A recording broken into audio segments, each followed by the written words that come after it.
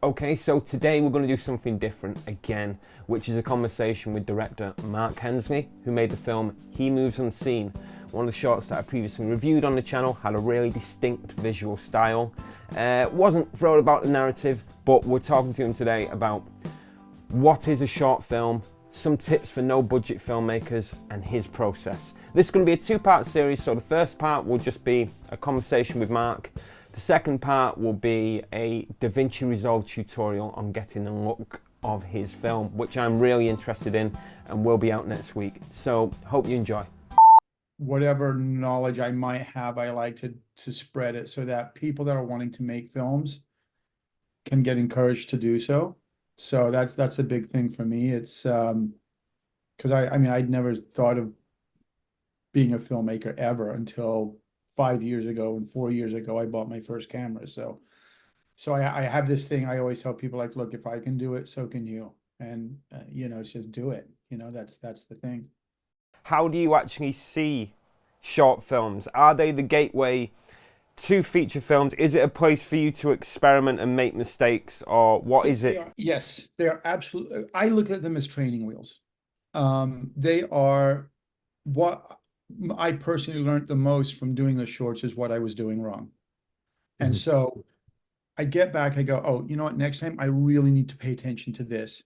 And in the meantime, I started watching films differently. I was looking at, lighting and scene composition. And even online, I was learning about f-stops and lenses and, all this stuff. And then when I started shooting, I really started using like these online tutorials where you have like the three light setup. Mhm. And it doesn't work for me. Mhm. And not for me personally, for my style of shooting, because I like very dramatic lighting. I like very dramatic highlights and stuff like that. It's just what I like to see. I don't have to see everything super perfect, sharp that's in the room. I like to use the way I like to light is so that it directs the viewer to the subject that they should be focusing on, which is usually the actors. And so a lot of the stuff I end up shooting really is usually a lot of times it's just a single spot or LED panel with like a $35 cube light for accent.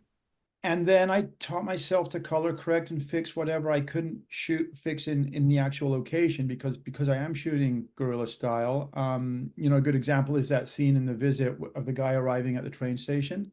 There are police, there was security, but because it was just me and the actor, nobody cared. And the same thing with sound. With sound, I shoot everything live because the minute they see a boom, it's like, oh, professional Yeah. film. Get rid of that, and you can honestly almost shoot anywhere. I've had police drive by all of my shoots that I've been shooting, and they don't care. What would, I guess, your advice be?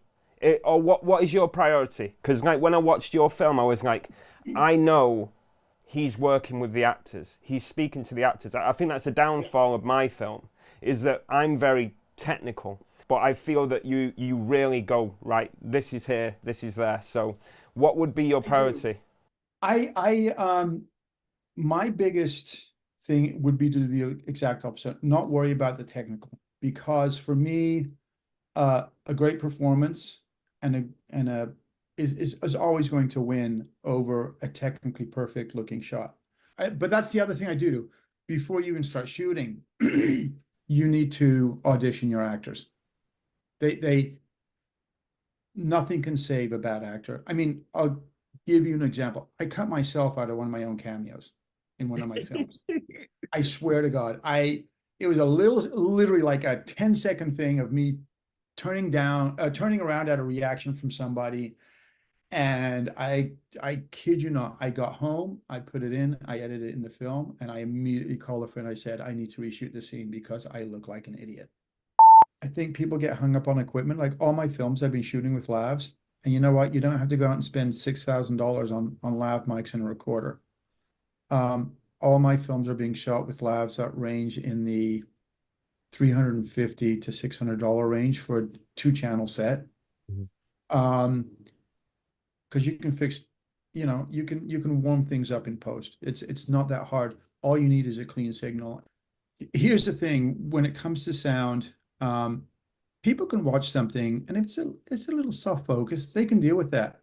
But if the sound is just bad, you can't sit through that. In fact, film festivals will reject stuff if the sound is bad, Yeah. because you can't subject people to constant bad sound because it's just too grating. They'll leave. Yeah. And I think a lot of young new filmmakers, I won't say young, but I'll say new because I didn't start until I was in my 50s. Hmm. But they get hung up on this thing. Oh no, we got to have a boom. No, you don't, because unless you have an experienced boom guy handling that boom, it's going to be useless. I said, Yeah. what you want is some decent lavs, lav them up, and go with that. Because uh, honestly, a lot of the big budget TV shows that I work on, we will easily use 60% lavs Yeah. because the way they're shooting now, as you know, multiple cameras, boom guy can't get in there.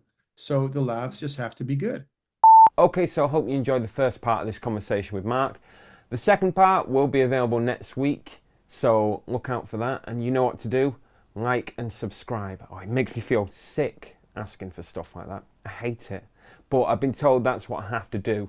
So do it if you choose to, not because I'm asking you. If you like the content, like and subscribe. Oh, I feel sick.